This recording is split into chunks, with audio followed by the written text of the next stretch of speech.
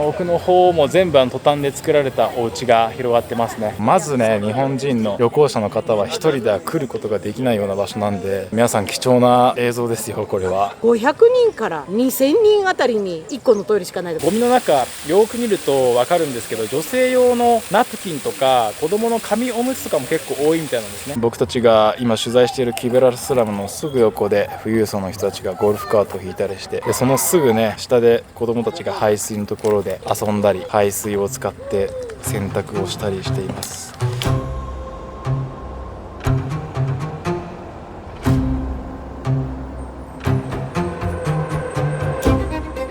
アフリカで最も経済成長が著しい国の一つ、ケニア。首都ナイロビには高層ビルが立ち並び、おしゃれなカフェやショッピングモールも集まっています。しかし、そのナイロビのすぐそばには全く異なる世界があります。そこは約200万人の人々が暮らすアフリカ最大級のスラム、キベラ。狭い路地に家が密集し、上下水道もない厳しい衛生環境。夜になると銃声が響き、ギャング同士の抗争が起きることもあります。現地の人でさえ近づかないエリアもあり、外国人が単独で入るのは非常に危険です。今回はそんなキベラスラムに足を運び、現地の人々がどのような暮らしをしているのか見ていきたいと思います。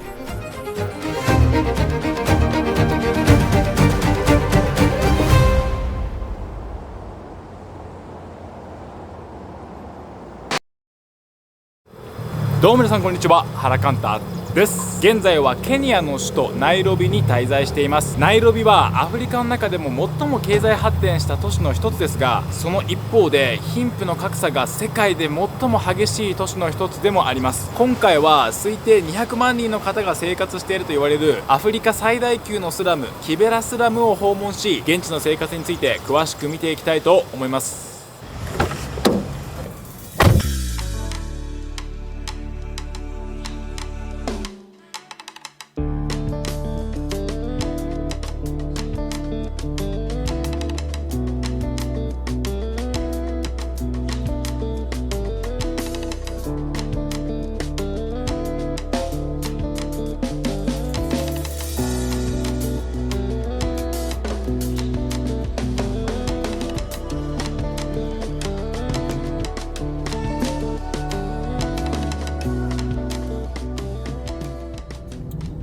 この地域一帯はですね、かつてスラムがあった場所らしくて、強制撤去が行われて、で道路が作られたみたいですね。なのでもうつい 2,3 分前までね、すごい高層ビルとか建っているような場所を走ってきましたけども、そこからもう本当にもうすぐの距離でこういう一気にローカルな光景になります。そしてこれからですね、キベラスラム中の方に入っていきます。今ここにあるね、線路はですね、イギリスの植民地時代に作られた線路で、ウガンダの方までつながっている線路です。こういう本当線路脇のすぐ近くで現地の方たちが生活をしています。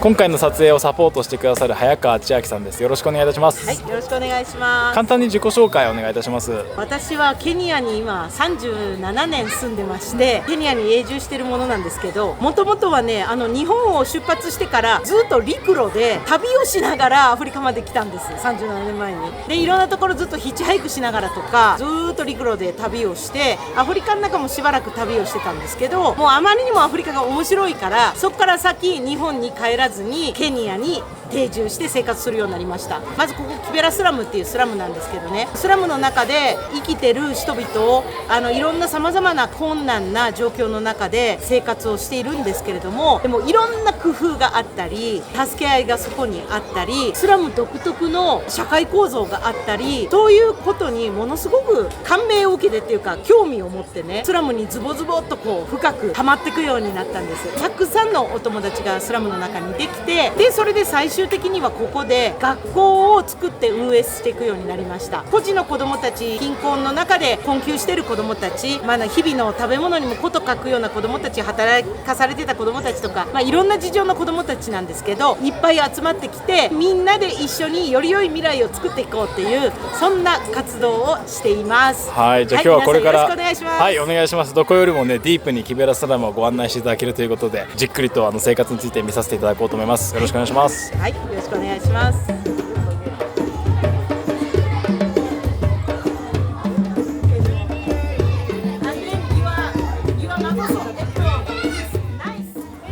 キベラスラムの取材、全く安全ではない地域だと思うので、今回いろいろと事前に準備をしていただいていると思うんですけれども、まずやっぱキベラスラムっていうのは日本人単独できるような場所ではないんですよね。そうですね、なんか皆さん結構勘違いしてしまうんですよ。ここみんな明るくって元気いっぱいで、なんか楽しくて、アフリカの普通の村みたい、なんか楽しいわって言ってふらふら歩けちゃうような気がするかもしれないんですけど、普通に知らない人だったら気がつかないことがいっぱいあるんですよ。実はもうここどこでも昼間でも銃が出回っているし、ギャングのグループもあるし、日中から銃撃戦になることだってあるし、事情を全く知らない人がふらふらってスラムに入ってきちゃうとね、危ないです。もう今までも多くのケニア人のね、ジャーナリストの人たち、テレビ局の人たちとか、なんかもうこのスラムの中で襲われてるんですよ。殺されてる人もいるし、全部取られている人もいるしって感じで、ですから私はね、危険な目に遭っていただきたくないので、私の仲間たちに護衛をしてもらうのに連れてきてますから、ちょっと紹介させてもらう。簡単にどんな感じの護衛を今回はつけるのかをご紹介いただいていいですか。まずはね、マゴソスクールの校長先生のダン校長先生です。Hi everyone, Najime Mashte, Tashwa Dan, Magoso School no 校長先生です。Wow, thank you so much. よろしくお願いします。よろしくお願いしよろしくお願いします。もうなんかいかにも安心な感じでしょ、この人と一緒に歩いてくれるとね。そうですね、はい、はい、強そうで、そうですね。ありがとう、Thank you so much、アサンさんな。でそれであとはね、若者たちですね。はい、マゴソスクールで育った、ここのチンピラ情報だったら何でも知ってるって感じですね。チンピラ情報のギャング情報にも詳しいみたいな。っていうのはなぜかと言ったら、本当にここでキベラスラムで生まれ育ってて、彼なんかは小さい時にはもう本当ストリートの子供だったっていう感じの。でマゴソスクールに来て、でここで教育を受けて、今ではなんと大学生なんですけど、そんな2人を紹介します。Hello, my name is Ronnie Sotieno, aka Nesco Nesco, aka Nescoba, Magoso Bio Generation 5. Thank you so much. Thank you so much. So I can call you Nesco. Nesco, please call me Nesco. Nesco, okay. Yes. Hello, my name is Evans Odiambo, Magoso BioG Generation 5. Magoso staff, feel most welcome. Evans? Yeah. Okay, Evans, thank you so much. そしてさらにですね、はいキベラスラムの地域の大人たちで、特にマゴソスクールと連携してさまざまいろんなことを助けていただいてる大人の人たちがいるんですよ。地域の危険情報とかにすごく詳しい、そういう人たちだったらあちこちに目が行くんですよ。例えば人が潜んでて、実はあの人銃を持ってるとか、そういうことをすごくよく気づいてくれるから一緒に来てます。セキュリティお荷物もね持ってくれたりして、護衛兼荷物持ちの方ですね。はい、ちょっと強そうでしょ。 Hello, I'm Kevin, local security. Local security. Okay, thank you so much. Hello, I'm Uchien, security. Security. Okay. 今回護衛を実質的に5人ほどしっかりとこうガードしてもらいながら取材するということで、よろしくお願いいたします。よろしくお願いします。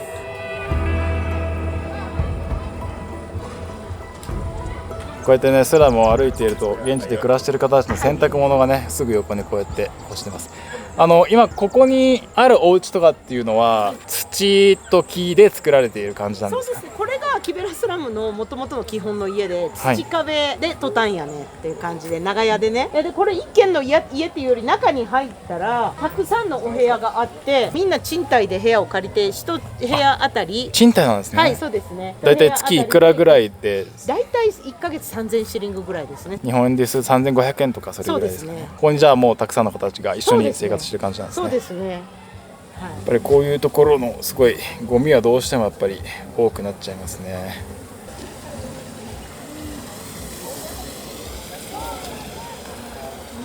ここがすごくおー、もともと川なんですけどね、ゴミがこうバーって流れてくるんで、もうこうやってゴミ山みたいになっちゃってるんですけど、燃やせるものは自分たちで燃やすんですよ。もう200万人ぐらいの人たちが暮らしてるスラムって言われてるけど、そこに行政のゴミの回収はないですから、自分たちでゴミの処理もしなきゃいけないんでね、なかなかゴミ問題が大変です。そうですね。はい、大体深刻です。これも全部ゴミ積み上がってるけど、あの上に線路走ってるんです。あ、そうなんですね。はい、あそこの上を歩いてきますから。はい。これ水流れているのは、はい、雨が降った後の水とかが。基本これ本当は川なんですよ。あ、そっかそっか、川か。そう、ナイロビの川ですね。でもこう雨が降ると、ナイロビって結構夜中にバーって雨が降るんですよね。で、そしたら上の方からゴミがザーって流れてきて、はい、この川からずっとスラムの中ドブになってるところにゴミが流れてって、それで塞いで水をで逆流して汚水が戻ってくるんですよ。でそれでバーってすごい鉄砲水みたいになって家の中とかにまで入ってきます。だからマゴソスクールも雨が降るたんびにゴミとともにそこにこう津波に襲われるみたいな感じですね。こういう場所ってやっぱりコレラとか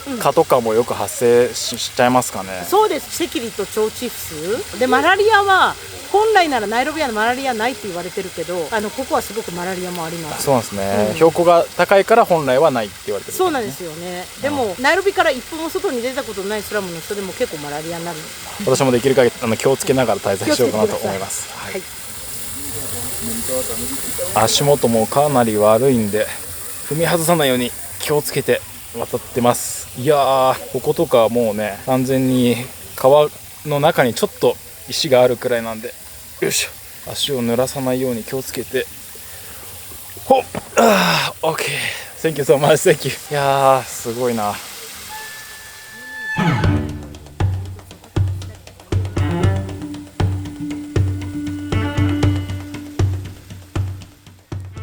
かつてはですね、キベラスラムも今ほどはゴミがなかったみたいなんですけれども、やっぱこの30年くらいでこうやってゴミ問題がすごく深刻になってきたみたいなんですね。やっぱりその一つの原因が、かつてはほとんどなかったようなビニール袋っていうものが広く普及して、いわゆる近代的な生活が普及する中でビニール袋、そういう処理が難しいようなものが使われるようになったっていうところがまず一つ。そしてもう一つの原因というのが、ゴミの中よく見ると分かるんですけど、女性用のナプキンとか子供の紙おむつとかも結構多いみたいなんですね。かつてはケニアの人たちもですね、布を使って布ナプキンとか布のおむつとかを使っていたみたいなんですけれども、ケニアの国内でも安くそういう紙おむつとかそういうものが生産できるようになって、そしてキベラスラムの大きな課題が清潔な水を手に入れることが難しいっていう課題があるみたいです。なので布製のものを使ってきれいな水で、洗ってもう一度使うっていうよりも、使い捨ての紙ナプキンとか紙おむつとかを使った方が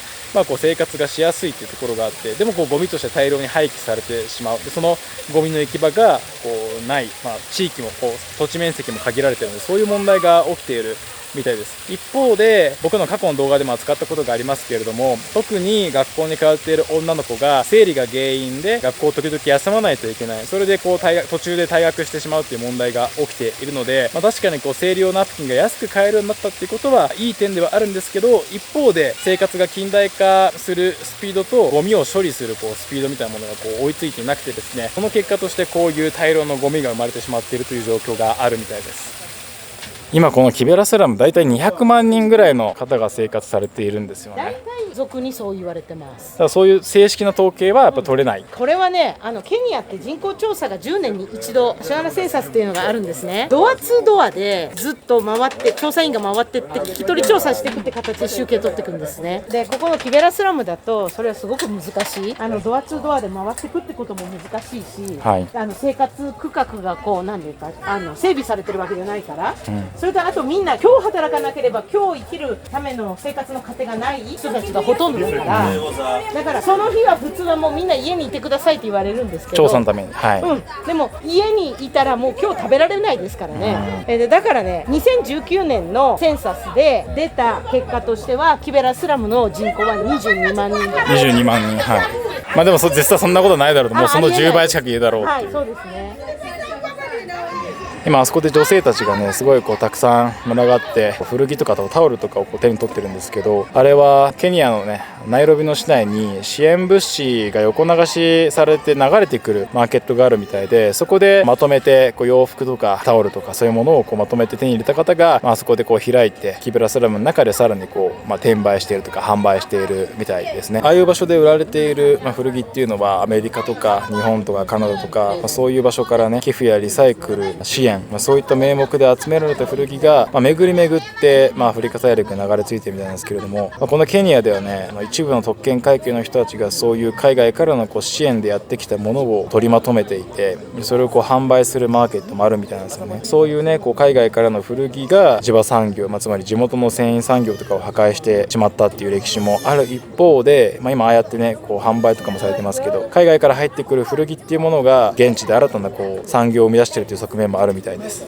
結構原監督のYouTube では海外からのこの古着がアフリカの産業を破壊してきたっていう歴史についても何度も扱ってきましたし、僕の本のあなたと SDGs をつなぐ世界を正しく見る習慣の中でもかなりね詳しくページを割いて書きましたけれど、このケニアにおいてはジャーナリストの方とかがこうそういうこのね海外からのこの支援とかで入ってきた古着がどういう流れになっているのかみたいなところを取材した人っていうのは追放されてしまったりとか、消されてしまったりとか、なんかそういうことも起きているみたいなので、かなりセンシティブな問題らしいです。本当はねそういうところ、まさにこのグローバルなこのつながりの中で実は先進国の善意が現地に思わぬ影響を与えているというところ、本当はねこう現場で取材したいんですけど、かなりやっぱ気をつけないといけないテーマみたいです。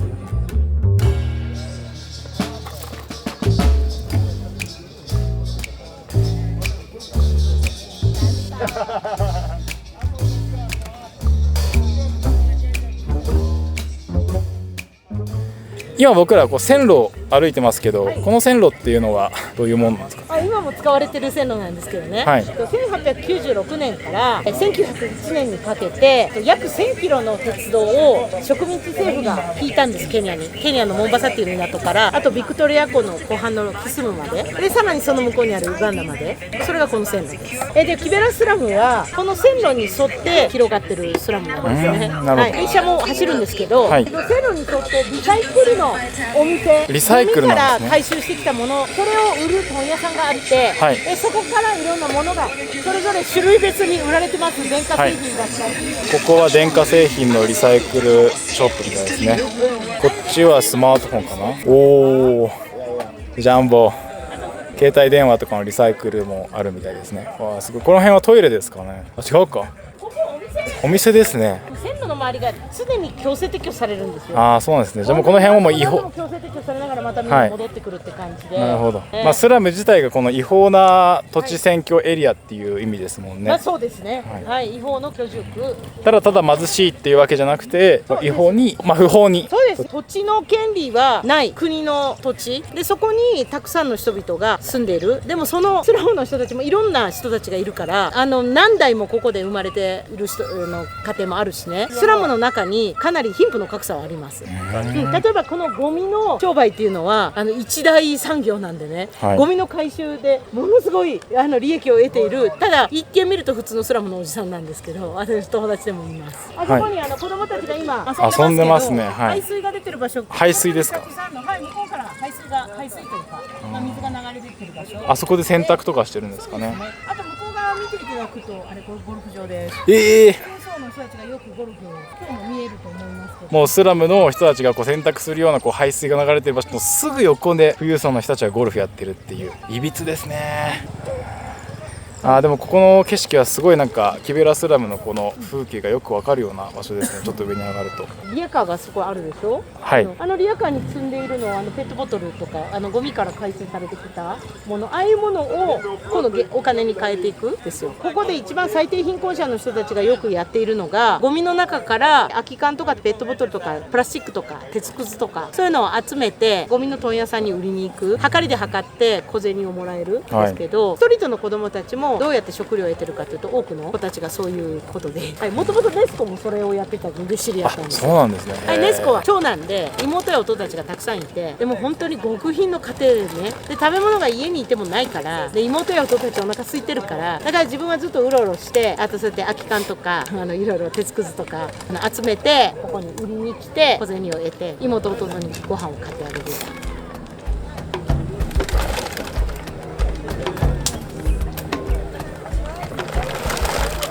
少し坂を上がってきたんでね、こんな風にこのスラムを少しだけこう一望することが、さっき僕らが上がってきた場所が映ってるかな、この下で煙が上がっている場所がね、さっきゴミを焼いていた場所ですけれども、この奥の方も全部トタンで作られたお家が広がってますね。でもね、結構向こうの方を見るとね、近代的な建物とかもあるんですよね。なんかすごいこうトタン屋根で作られているスラムのお家と現代的なお家が両方見えるっていう景色が見えますね。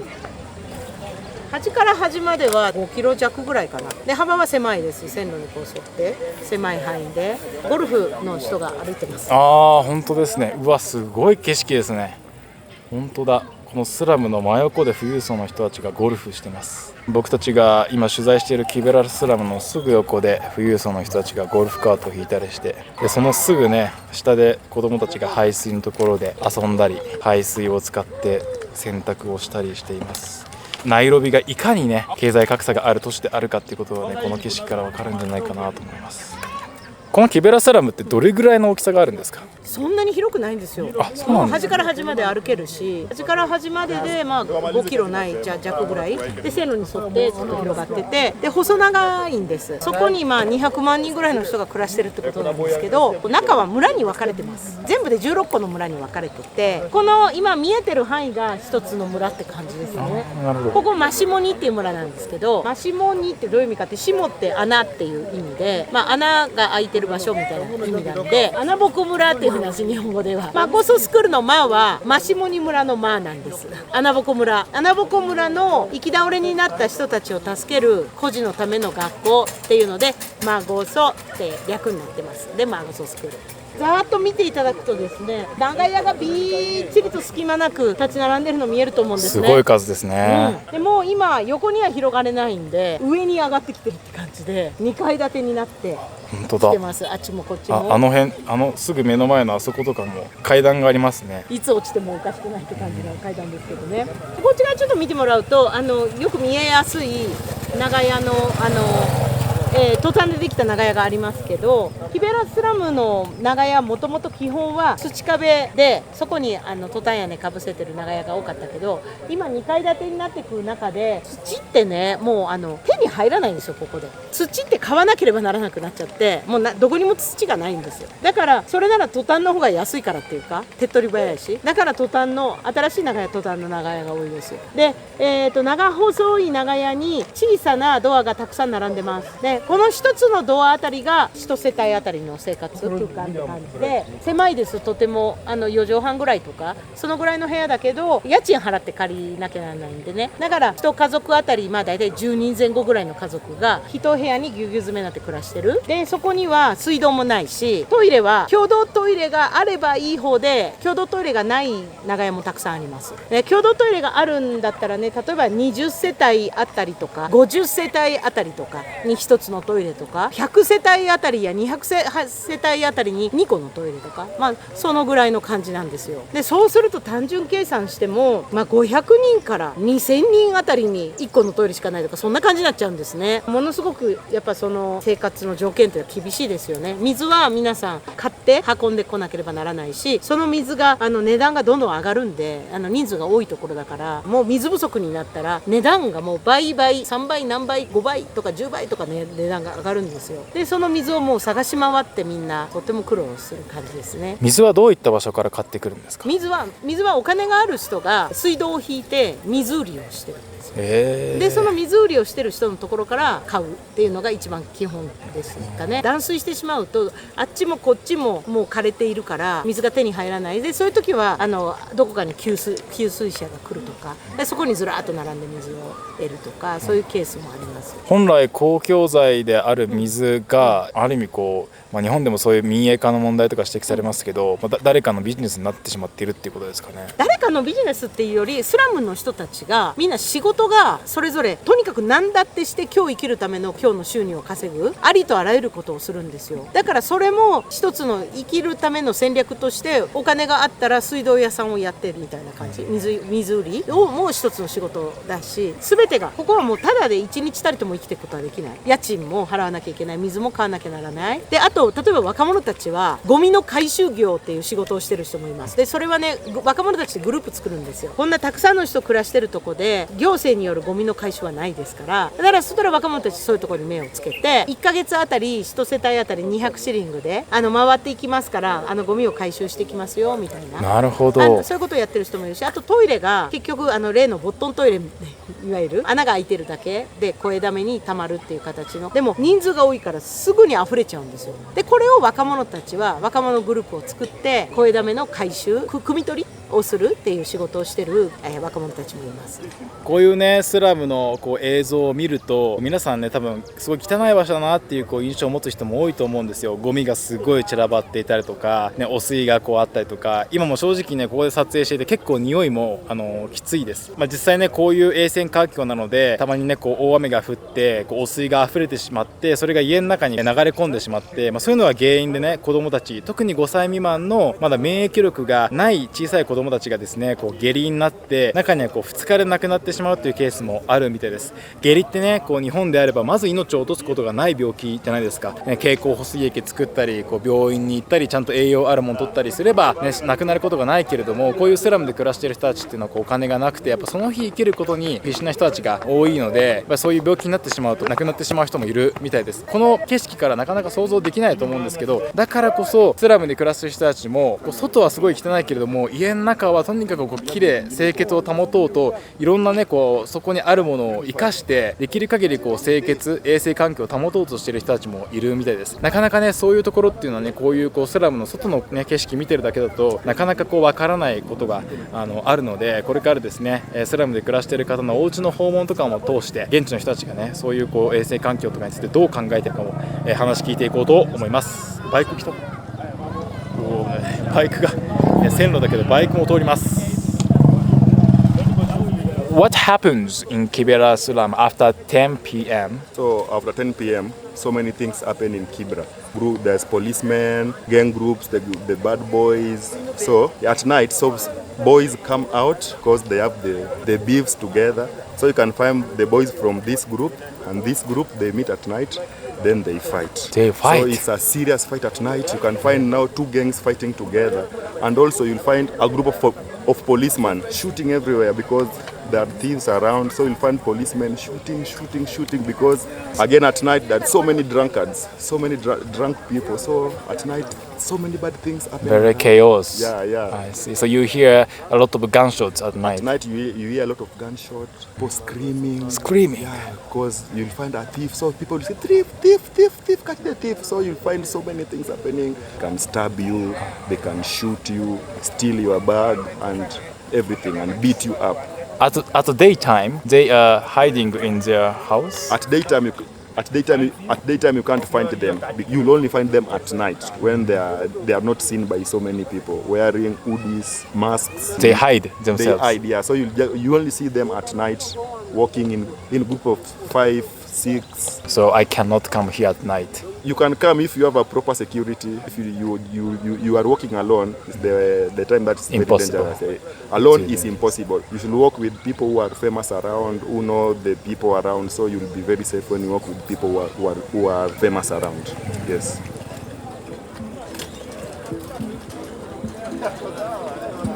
今こうやってね線路を歩いてますけど、まずね日本人の旅行者の方は一人では来ることができないような場所なんで、結構ね皆さん貴重な映像ですよこれは。いろんな NGO とかJICA の海外協力隊も含めてケニアで活動してる人たちいっぱいいますけど、このキベラのエリアっていうのはすごく危険なエリアっていう風にね指定されているので、やっぱり旅行者の人は近寄らないでくださいっていうようなねお達しも出ていますし、団体によってはねこういった場所には行かないでくださいっていう風に、お達しが出てる場所がね多いので。ちょっと見せたいお店があって、はい、ぜひ。ジャンボ、Thank you. Oh, nice to meet you. カリユキの店です。いや、そうなんですね。カリスフォンリペア。OK。ここでスマートフォンとかの修理屋さんですかね。そうです。だから専門学校とか行くお金はなかったんですけど、彼はね、マゴススクールの卒業生でね、その後ここで自分でここのお店を経営してます。すごい。独学で携帯電話の修理。独学でやってたんですか。独学で。はい。すごい。で何も修理できるんですよ。Hello. We are happy that you come to visit us. Yeah, we are happy too. Thank you so much. Yeah. Can I see inside? Okay. 今特別にお店の中をね見せてもらえるってことなんで、失礼します。おお。こんな感じでスマートフォンとか携帯電話とかの修理をやってるみたいですね。まあなんかこの辺に携帯電話とかなんかいろいろこう残骸があるので、おそらくなんかこういう場所で修 Yeah, 理を this is my working place. Oh, this is your working place? Yeah, Okay. I do phone repair. Can you show me how you do your work? I use this one. I scrub here. Then I take solder gun. Yeah, that's then I apply on the motherboard where I'm working here. Wow. Okay, thank you so much. How is your business? It's just smooth and fine. How much can you earn from this work per month? Oh, monthly. Like daily, I get 300 a day. So in a month, it's something like 9,000. 10,000. Yeah. Thank you so much. Yeah. You're welcome. Yeah. I'm very impressed to see inside. Thank you so much. Yeah. These are the ones that we've removed the motherboards inside. OK。まあこの辺にあるやつは、まあ中にあるマザーボード、まあ中にある部品をこう外して、で、まあ多分修理とかに使ってるんだと思いますね。OK. I see. OK. Thank you so much. Asante sana. Asante. Thank you so much. Yes. Thank you so much. Thank you. Yeah. Thank you so much. Yes. Thank you.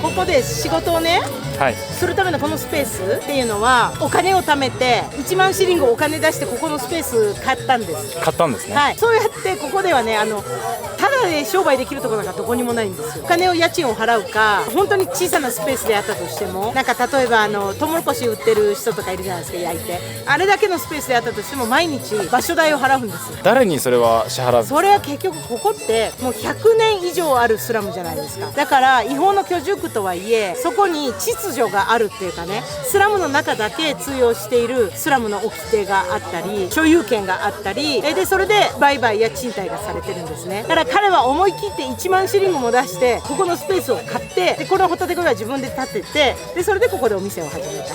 それまでが結構長かったお金をもうコツコツ貯めてコツコツ貯めてでもこういうふうに、ご自身が、まあ、運営に関わっている学校の卒業生がこうやってビジネスされてる姿を見て誇らしいです。いやーそうですよね。ものすごく誇らしい。いや本当にクリエイティブだなと思いますね、彼だって本当にで苦労して私は彼が子供の時からどんな家庭で育った子なのかどれほどもう今誰も彼は、まあ、頼りになる身寄りもいないし、まあ、子供の頃からねでそんな中で先生たちが励ましながら諦めちゃいけないって言ってどんな状況であってもで励ましてここまで来たんですよ。高校卒業するまで頑張って、はい、でそれで今自分の力でこうお店をやってる誇らしいです。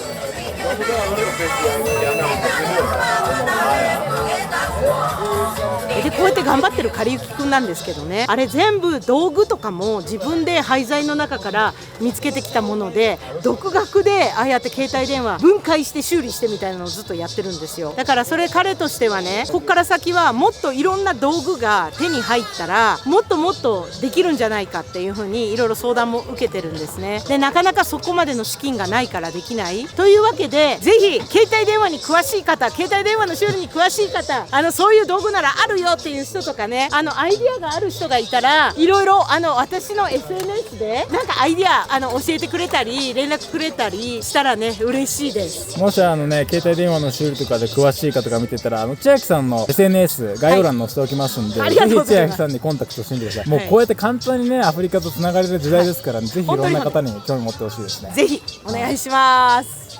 今ここにね、大量のゴミのように見えるものがこうやって映っています。で実際ね、結構ここが今までで一番なんか匂いがきついなっていうような感じの場所なんですけど、これ全部ゴミではなくて、これからこうリサイクルされるものみたいです。でこのちょっとね右の方向ね、ちょっと遠いんですけど、あっちの方にねはかりがあるのが見えますかね。このちょうど中心のあたり、青い服を着てる男性のすぐね横にオレンジ色のはかりがあるんですけど、このスラムに暮らしている方たちはゴミを集めてきて、あそこで売るみたいなんですよね。であそこで買い取られたものが、これからリサイクルされるんですけど、リサイクルされる前にこういう場所に集められて、保管されているのかな。でこっちの方にある、例えばこの辺とかあと瓶かな、この瓶のおそらくですけどお酒飲んだ後のこの瓶のゴミとかこういうものが全部ね、あとこれはおそらく机じゃなくて椅子のキャスターとかかな、そういうのが全部こうやってあって、ここにあるやつはこれから全部リサイクルをされるみたいです。なんかね、こう美談として語るのはちょっとどうかなっていうふうにも思うんですけれども、今ここにあるね、もう全部のこのゴミのように見えるもの、これ全部、さっき話した通りリサイクル品で、ここに暮らしている人たちはここからもさらにお金を生み出していくみたいなんですよね。だからね、こういうやっぱりスラムって聞くとね、こう貧しい人たちがこう大変でかわいそうな生活を送っているとかいうふうに思う人いるかもしれないんですけれども、もうとにかくあるものを生かしてなんとかお金を作り出すっていう、その、たくましさというか創造性、クリエイティビティって本当にこう日本にはなかなかないものですし、こう歩いていて、いろんな日本ではまず見ない景色があるんですけど、すごいこうエネルギーにあふれているというか、本当にいろんな人たちの本当生活がここにあるっていう感じがしますね。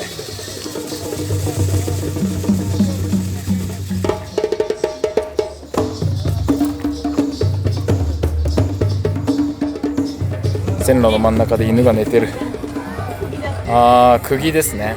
はい。猫もジャンボ。プラスチックの容器とかこういうのも全部リサイクルです。この辺も全部リサイクル用品です。いろんなものがありますね。こんなにボロボロの靴とかもね、また綺麗に。ゴミとして捨てられたような靴が回収されてってことですよね。でもまた綺麗にしますから。そこが抜けても穴が開いても何でも。鍋とかもね、バケツとかも直すんですよ。すごいですね。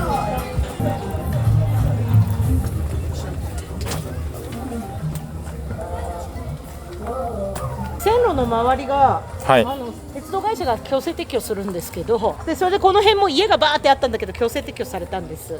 でその後にスペースがちょっとでも空いたら何したいかって言ったら食料の生産したいんですよ。だからこうやって畑を、さまざまな畑を、これ畑なんですね。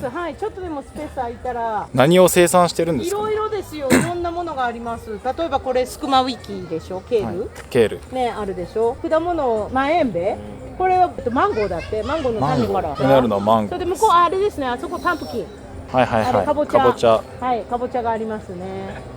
よくカッサバとかも生えてるんだけど、雨が降ったらパーって生えてくる野草とかいろんな種類の野草があって、やっぱスラムで暮らす人たちってこう農地は、土地がないですもんね。自由にこう農業ができるような土地が。そうなんです。もうそれが憧れです。スラムの人たちは、もうとにかく頑張って働いて、もうちょっとずつでもお金を貯めて、それで田舎に本当にもう猫の額ほどでもいいから小さな土地を買って畑をして暮らしたいっていうのがもう悲願みたいな感じ。なるほど。もうものすごくそれに土と共に生きる暮らし、本来のすごく憧れてるんですよね。やっぱりもう土地なし農民だったりね。